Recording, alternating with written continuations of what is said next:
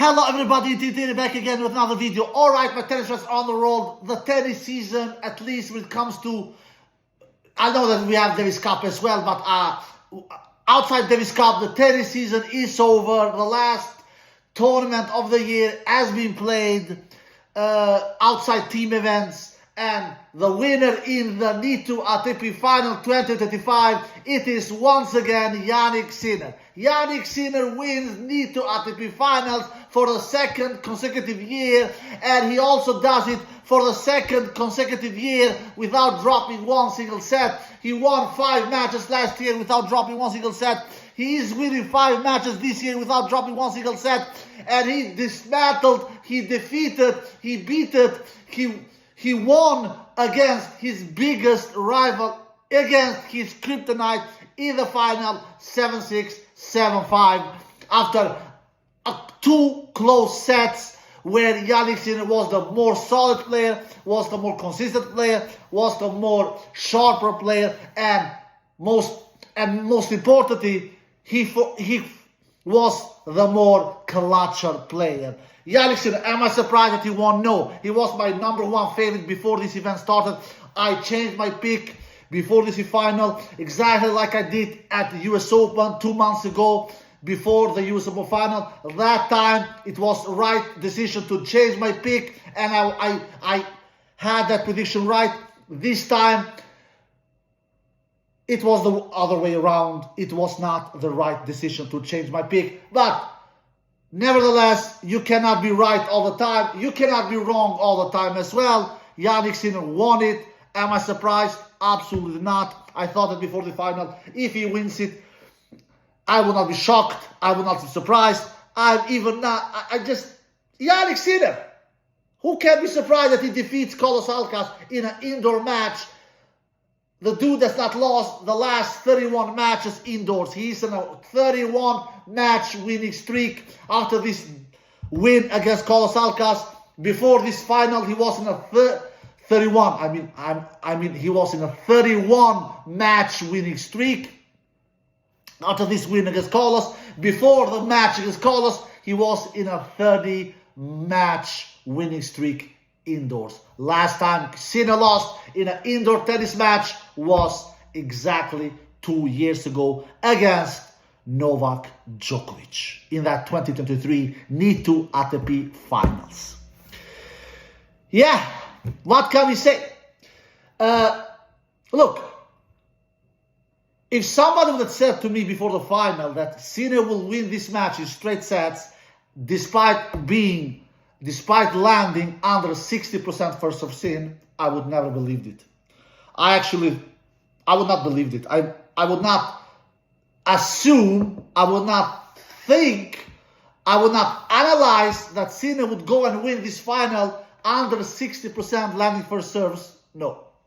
This was Sinner's by far worst serving performance when it comes to percentage in the entire tournament. Like I said yesterday, in all of his 4 matches, Sinner in this year's ATP Nitto Finals, he has been landing over 70% first serves. That was not the case in this final against Carlos. He landed only 55% first serves in. But he dismantled, he steamrolled Carlos Alcaraz from the baseline, especially when the rallies became long, over 9 shots. He completely dominated Carlos Alcaraz. In the short rally lengths, he even won that battle, I think. I've not taken a pen and noticed it, but with my eyes, that battle in the short rally lengths was much closer. But he won it. He won that short rally lengths as well, Sinner, because Sinner had so many unreturned serves. Sinner was returning better than Carlos Alcaraz. Sinner was playing better than Carlos Alcaraz from the baseline, and Sinner was just the more consistent, more solid player from the baseline, really. If you look at the stats fast, Carlos does 5 aces, 0 double fault, lands 68% first serve sin, wins 73% behind his first serve, wins 73% beyond his first serve, wins 57% behind his second serve, broke Sinner's serve only once out of 3 break push opportunities that he had, which was in the second set, the first game of the second set, and attacked the net 20 times and only was successful 10 times of those 20 net approaches, which makes it to 50%, which is really, really low. And all in all, did 28 winners and 25 unforced errors. So he does 3 more winners than unforced errors. All in all, in the match, wins 72 points. Sinner did 8 aces, 5 double faults. It was not like Sinner was serving superior. He did a lot of double faults, 5. But he was, because he was going big in many of his second serves, because he has such tremendous respect for Carlos Alcaraz returns. Anyway, he lands only 55% first serve, like I said. And he won 84% when he's behind his first serve. So he does a much better job in the serve +1 game than Carlos Alcaraz. Much better job. And not only that, when he landed his serves, he was landing his serves with much better spots than Carlos. Carlos was landing more first serves than Sinner, 68%. Sinner was landing only 55%, but Sinner had many more unreturned serves. So Sinner serves, he was getting much more rewarded behind his serve than what Carlos was. Because Carlos was returning much worse than Sinner, and Carlos was having much worse spots. He was finding the spots much worse than Sinner. Sinner was returning better than Carlos, and Sinner was finding the spots much better than Carlos. Even though Sinner was landing that first serve much less than Carlos. 13% less than Carlos. Anyway, Sinner won 84% when his first serve, won 54% when his second serve, so he was winning little less behind his second serve than Carlos. Carlos was winning 57% when his second serve, Sinner was winning 54% when his second serve. And Sinner broke Carlos Alcaraz's serve 2 times out of 2 break match opportunities that he had, which both of those 2 occasions was in the second set. Because in the first set, we didn't see any break of serves. We saw only 1 break match opportunity in the first set, which was a set point for Carlos Alcaraz in that 12 game of the first set, in that 5-6 game where Sinner was serving to keep and to make that first set to a tiebreak, and he missed the first serve, and he was going big with his second serve, and Carlos was staying too close to the baseline, and he did a backhand return long. Brave from Sinner to go big for that second serve in that set point that Carlos Alcaraz had towards the end of that first set. And then in the tiebreak, Sinner was the better player and won that first set tiebreak 7-4. So, like I said, Sinner broke 2 times out of 2 break opportunities that he had, and did 26 winners and 24 unforced errors. So he does 2 more winners than unforced errors. And Sinner was really good at the net, really. Much better than Carlos Alcaraz. He attacked the net 15 times, so he was not attacking the net as many times as Carlos. And he won 12 of those net approaches, which makes it to 80% successful. So Sinner was better than Carlos Alcaraz on the returning game, from the baseline, at the net. So Sinner was just outpowered Carlos Alcaraz from the baseline, really. I could clearly see, as fast as we saw a rally go over 8 shots, you knew that Carlos Alcaraz would lose that point.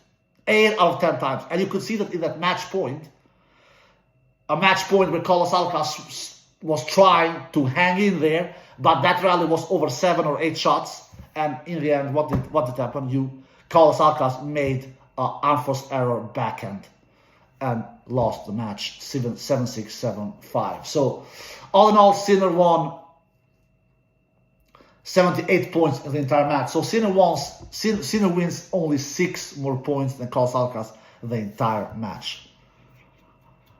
So, despite this was a 2 sets victory and a straight sets victory for Jannik Sinner, it was not like Carlos Alcaraz didn't have chances. Carlos Alcaraz had a set point in the first set, towards the end of the first set. Carlos Alcaraz was a break-up in that second set, but he could never hold that. And that break of serve that he got from Sinner, to be quite honest, he really didn't win that game. He didn't. It was more Sinner broke himself. That was only time Sinner lost his serve in the entire tournament. And when he lost his serve for the first time in the entire tournament, and only time, he did that by breaking himself with 2 double faults in the same game, and with another unforced error with his forehand. So it was 3 unforced error in the same game. So it was not like Carlos broke Sinner. It was more Sinner broke himself. Nevertheless, Sinner was the better player, sharper player, more consistent player. Sinner won this match from a baseline. I thought that Sinner, if he wins, he will win it with his serve. That was not the case. That was not the case. It really was not the case. It was Sinner. Yes, Sinner served good, even though he didn't land a lot of first serve in. When he was landing those serves, he was doing that with spots. He was doing that with power. He was doing that with clutchness. But it was not there he won the match. He won the match from the baseline. And at the net as well. He was really good at the net, Sinner. So, man, the biggest reason Sinner won this match was from the baseline. He really outlasted Carlos Alcaraz from the baseline. He outclutched Carlos Alcaraz from the baseline. He was much more sharper than Carlos Alcaraz from the baseline. Carlos' chance here was to shorten the points, which he was not able to do. Yeah, he could do that time to time, but not enough times to, because when the rallies were over 7-8 shots, it was Sinner who won 8 of 8. It was Sinner who won 8 of 10 points. So it was really, so it was not vintage Carlos Alcaraz, all right? It was not a vintage Jannik Sinner as well. But Sinner for sure felt the more consistent player. Every time, like I'm saying, because I don't want to repeat myself, every time these 2 players were in a long rally, you could feel that who will miss first. And my feeling was that it was Carlos who would miss first, and not Sinner.